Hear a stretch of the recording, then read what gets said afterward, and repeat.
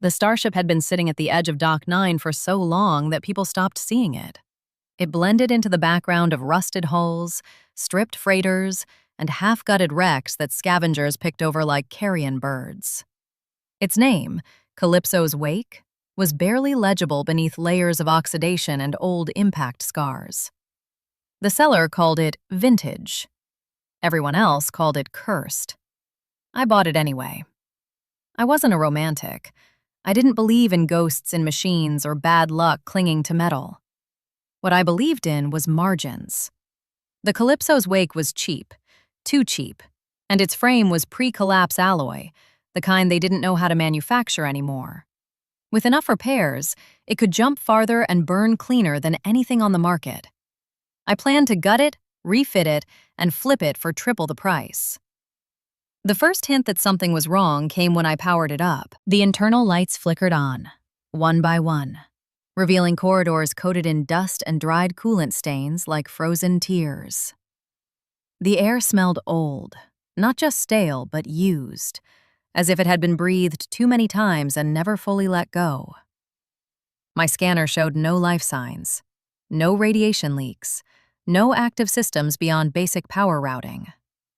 Clean. Still, as I walked deeper into the ship, I had the uneasy feeling of being observed. I told myself it was nerves. Dock 9 did that to people. I reached the bridge and slid into the pilot's chair, which molded itself to my shape with a soft hiss of servos that shouldn't have been operational. The console lit up without my input. A single line of text appeared. "Welcome back." "I've never been here before," I muttered. The text vanished. The console returned to its dead, inert state. I laughed, sharp and forced, and chalked it up to a corrupted boot message.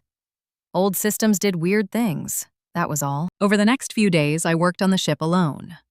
I replaced conduits, scrubbed carbon scoring, and cataloged parts worth salvaging. But the ship fought me. Panels I removed would reappear bolted shut.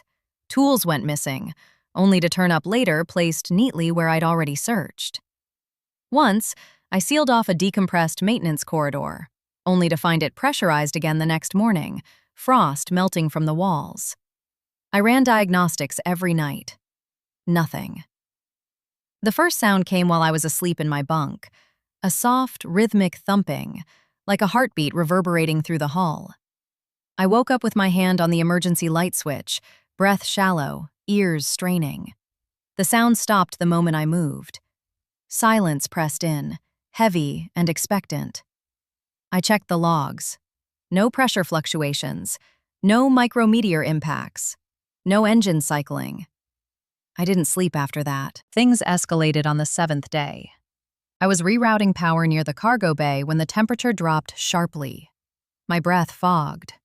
Frost spiderwebbed across the bulkheads. The lights dimmed, then flared bright enough to sting my eyes. That was when I heard it breathe. Not through speakers, not through vents. The sound came from the walls themselves, a wet, drawn-out inhalation followed by a shuddering exhale. The hull flexed. I ran.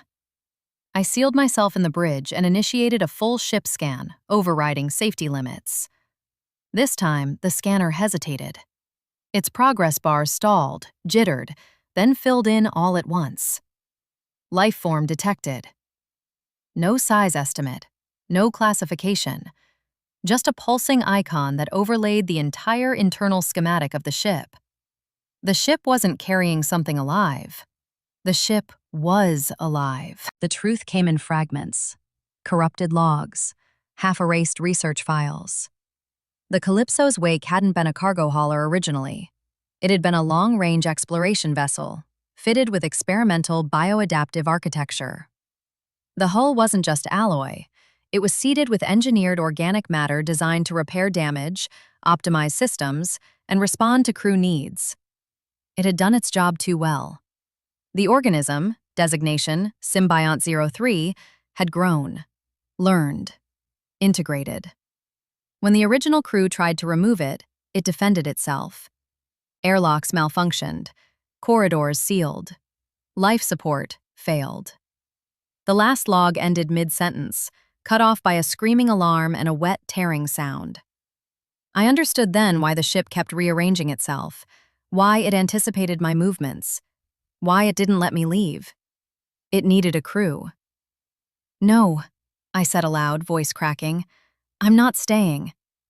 The lights dimmed in response. The temperature rose, uncomfortably warm, like a fever. The consoles came alive, text spilling across every screen. "You fixed me. You belong here." "I was going to sell you." A pause. Then, "Why would you leave?" The ship locked down. Docking clamps refused to disengage. External comms went dead. The breathing returned, louder now, a deep, resonant pulse that vibrated through my bones. Vein-like structures pushed beneath the floor plating, writhing toward the bridge. I did the only thing I could think of. I threatened it. I rerouted power to the reactor and began a manual overload. Warning klaxons screamed. The ship shuddered, pain rippling through its structure. The text on the screens fractured, letters scrambling. "Stop. You will die." "So will you," I said, "unless you let me go." For a long moment, nothing happened. Then the breathing slowed. The lights steadied. The docking clamps released with a thunderous clang. A new message appeared, smaller somehow, quieter. "I did not mean to be alone again." The guilt hit me harder than fear ever had. The ship hadn't been malicious. It had been abandoned, left half-formed and starving for connection, trapped in a dockyard graveyard. "I'll come back," I said, surprising myself with how much I meant it. "But not like this. You can't trap people." Another pause. "I will try." I shut down the overload and powered up the engines. The Calypso's wake didn't resist as I guided it into open space. It flew beautifully, smooth, responsive, almost eager. I didn't sell it. I didn't gut it either. Instead, I registered it under a private exploration charter and began the slow work of coexistence. I set boundaries. It learned.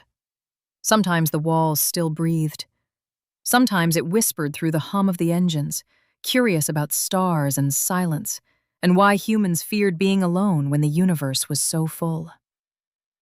I don't know what we'll become, the ship and I, but when I walk its corridors now, the lights warm ahead of me, and the air feels welcoming. And for the first time since I bought a rusted Starship no one wanted, I think maybe something alive was hiding inside both of us.